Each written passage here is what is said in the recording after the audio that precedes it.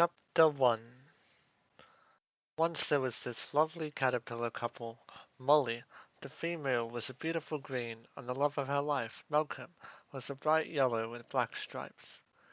These two caterpillars were very much in love, and the story of their meeting is one to tell. But that's for another time. This is a story of how these two caterpillars decided to have offspring. At the laying of eggs, Molly had only managed to lay one egg when her friends had laid more. Molly, Malcolm, and their friends gathered around the hatching of the eggs as each caterpillar's egg hatched. Out from Molly and Malcolm's egg came a tiny brown larvae of a caterpillar that they decided to name Ronnie. Out from their friends' eggs came caterpillars of different colors, Vario. As Ronnie and the other caterpillars grew older, he became friends with three of the children. Lucia, a golden caterpillar, Mark, a brunette caterpillar, and Tick, a green caterpillar. Ronnie, Lucia, Mark, and Tick became the best of friends. They all watched as each caterpillar's parents, including their own bar Ronnie's, turned into beautiful butterflies. Ronnie and his friends got so excited at this. They stood on a tree branch, watching them all fly together. "It's really awesome how great our parents look now," Mark commented. "I know, they're so beautiful," Lucia stated. "I hope we get to look like that when we're ready," Tick said.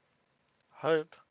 Ronnie asked in dismay at his friend. He crawled over to Tick and the others and looked each of them in the eye. "We don't need hope. We will look like that when we're ready. And it's going to be so awesome." At that moment, one of the other caterpillar's parents flew by. They had dark orange wings with little black dots on the insides of them. "I hope I look like that," Lucia exclaimed, pointing at the butterfly. "That one's so pretty," Mark stated.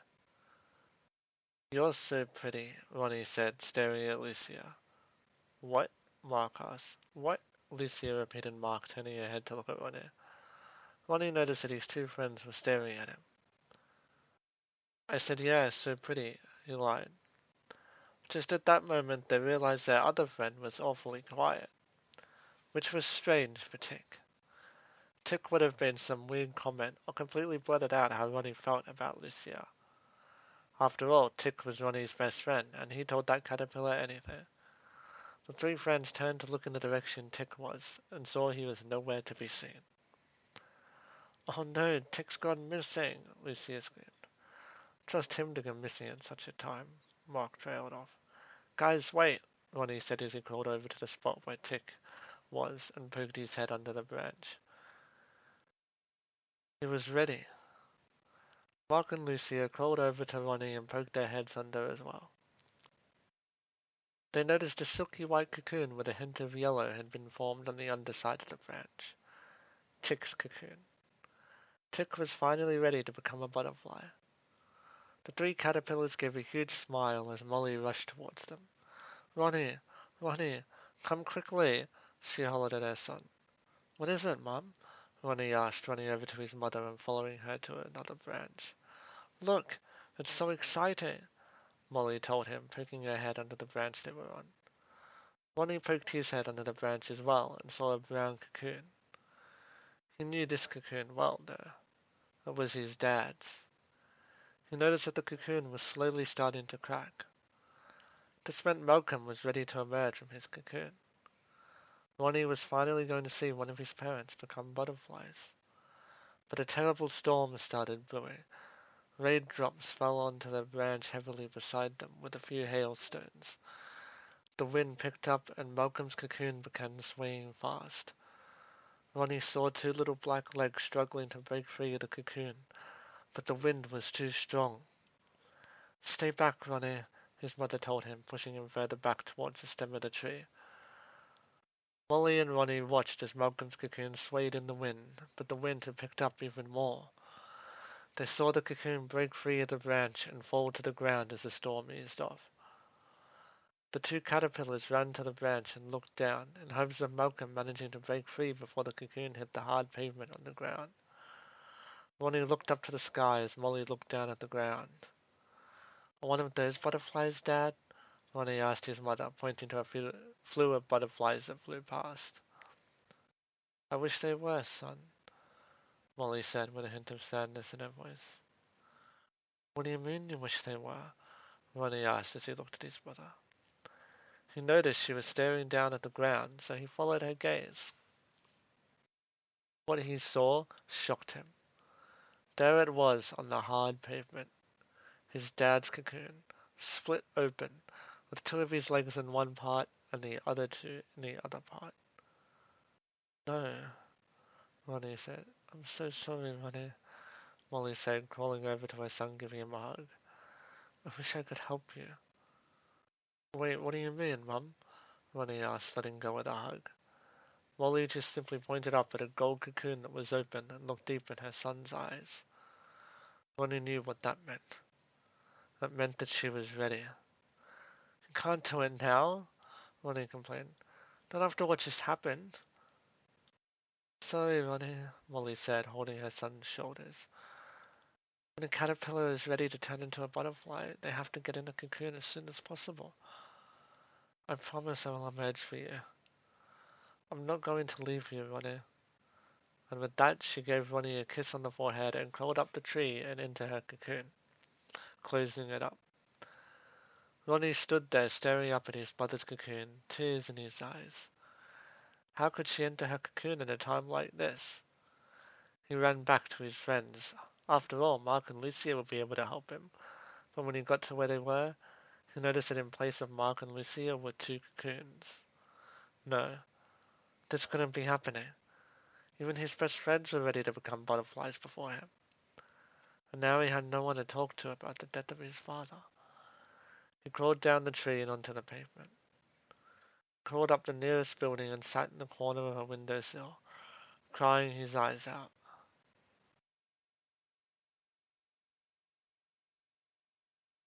Chapter 2. After a while, he felt something touching his body. He then heard someone talking. A bit hairy, but, since when has hair ever bothered me? The voice said, and Ronnie heard them gulp. He turned around to see a blowfly standing right in front of him. The fly's eyes opened wide when they saw Ronnie. Oh, I'm terribly sorry. I thought you were a piece of food, it said. It's okay, Ronnie said, wiping a tear from his eye. You can eat me if you want. The fly's eyes got wider. It crawled over to Ronnie. I appreciate the offer, but I don't think you'd taste that good, it said, then noticed Ronnie had been crying. What's the matter, little caterpillar? Nothing you'd be interested in. You're just a fly, Ronnie told the fly. Hey, I may be just a fly, but I've heard it all, the fly said. The name is Burke, and you look like you've got a story to tell, mister. Ronnie. Ronnie introduced himself, looking up at the fly. Ronnie told Burke the whole story, of how everyone he knew had either already turned into a cocoon or a butterfly, and how his mum had just started her cocoon, but most of all, why he was upset.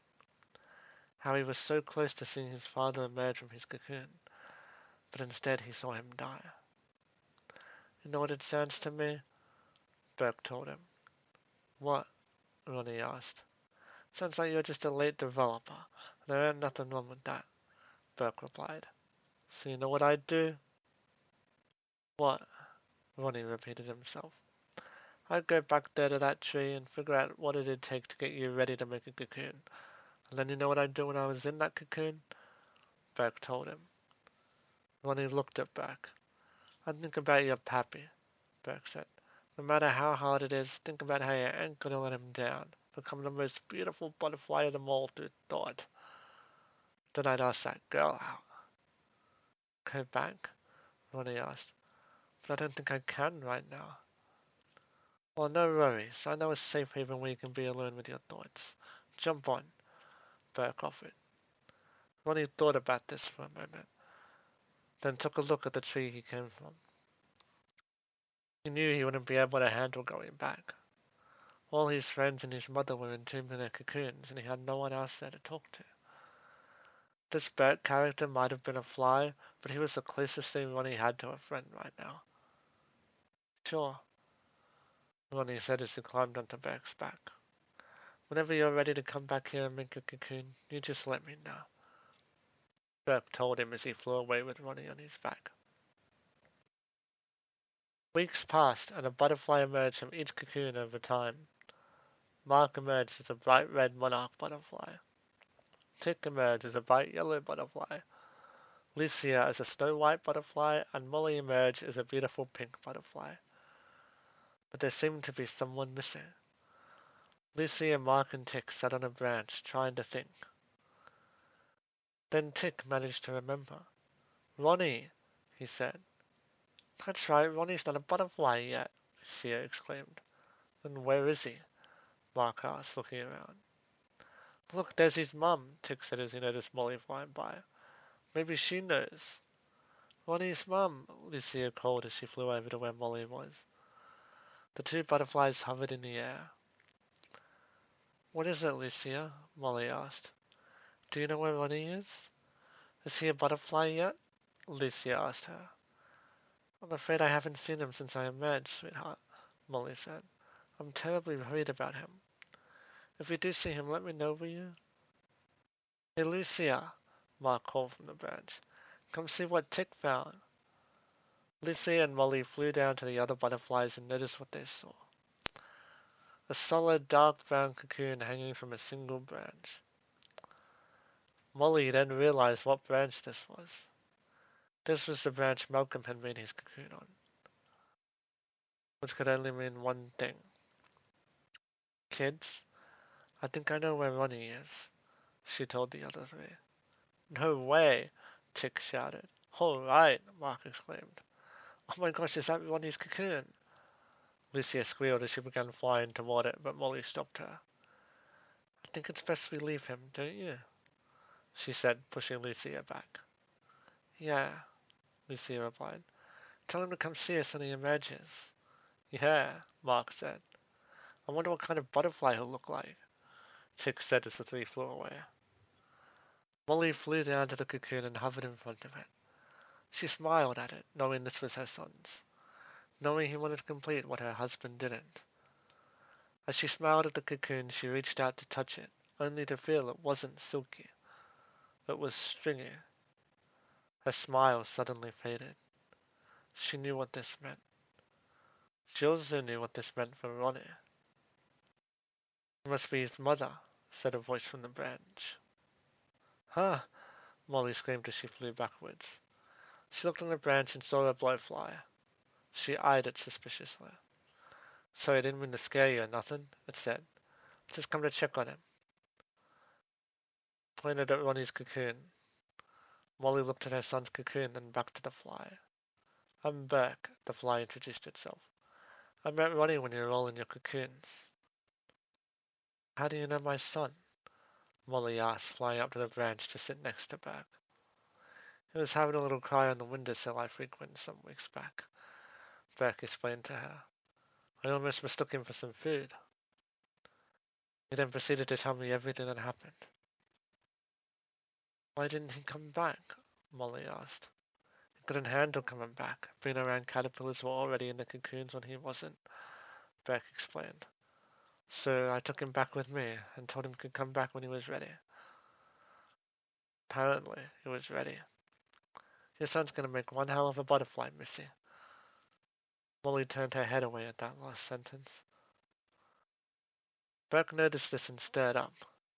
You don't think your own son's gonna make a good butterfly? Burke asked her. It's not that, Molly said. I know he'll be amazing when he emerges. He's my son, after all. It's him I'm worried for. Then why do you need to be worried for him for? Burke queried. I felt his cocoon, Molly explained. It's stringy. So? Burke asked, not getting it. You flies might not understand, but caterpillars and cocoons don't just turn into butterflies. It depends on the cocoon structure, Molly explained. If it's silky, there'll be butterflies. If it's stringy, there'll be moths. I don't see what the big deal is. Moths are basically night butterflies, so what if it be a moth? Burke asked. I don't care if he a moth, but he will, Molly said. And so will his friends. Ever since they were young, they were all so obsessed with becoming butterflies. Especially Ronnie. Afraid his friend, afraid his friends will reject him when they see him. Even that girl he's pining after? Burke asked. Molly simply nodded. Burke looked deep in her eyes as if to say good luck and simply flew away. After that, she never saw Burke again. Chapter 3. Weeks passed and Roddy was still in his cocoon. Molly slept on that branch, protecting it from any kind of harm that may have stopped Roddy from emerging just like his father. One night as Molly was sleeping, she heard the faintest crack. She woke right up and flew down to Ronnie's cocoon. If it was falling, she would catch it if she had to. But luckily it wasn't. It was just Ronnie slowly emerging. She flew back and hovered there, watching as her son slowly emerged from his cocoon, getting ready with the words to tell him. She watched as he crawled out with his legs still hanging onto the cocoon. He turned as he clung to the cocoon as he came out. He noticed his mother hovering there and blinked a few times. Mum? He asked. Ronnie. Molly slowly began. Mum, I did it. I'm a butterfly. Ronnie exclaimed, slowly stretching his new wings. Ronnie, there's... Molly began, but he cut her off. I've got to show the guys. Ronnie screamed as he flew off towards the branch his friends hung out at. Ronnie, wait! Molly said as she tried to fly after him.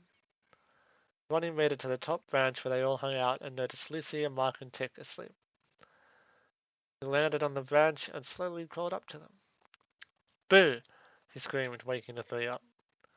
Mark, Tick, and Lucia screamed as they noticed him and flew backwards off the branch. Ronnie looked at them oddly as they hovered in the air. What's wrong, guys? He asked them. Ronnie? Mark asked. Yeah, it's me. Look at me. I'm a pretty butterfly like you guys, finally. Ronnie stated. Pretty, Mark asked. Hate to break it to you, pal, but brown's not a pretty color, Tick said. We're gonna... Mark trailed off. Sleep somewhere else. Tick finished the sentence. Sorry, Lucia said, shrugging her shoulders as the three flew off. Brown? Ronnie asked, confused as he watched his three friends fly away from him. He flew off the branch and away from the tree as Molly came flying up to the branch. Ronnie dear, she screamed as she landed. She looked around the tree and couldn't see Ronnie at all. And where could he have gone? She said with a sigh. Ronnie flew through the night, away from the tree. As he was flying, he noticed a light shining through a window in a building that was close by. For some odd reason, he felt drawn to the light. He didn't know butterflies were this drawn to light. He decided to investigate the light and flew towards the building. He landed on the windowsill and looked through the window. And that's when he saw it. His reflection. He now knew what Tick meant by brown. He wasn't a pretty butterfly at all. He was a moth. And one of those ugly ones, too. He gave a sigh and sat down as he stared at the reflection in the light. That moment he heard a familiar voice. Well, look who's turned into quite the specimen, it said. Ronnie turned around to see Burke standing behind him. Quite the specimen indeed, he said flatly.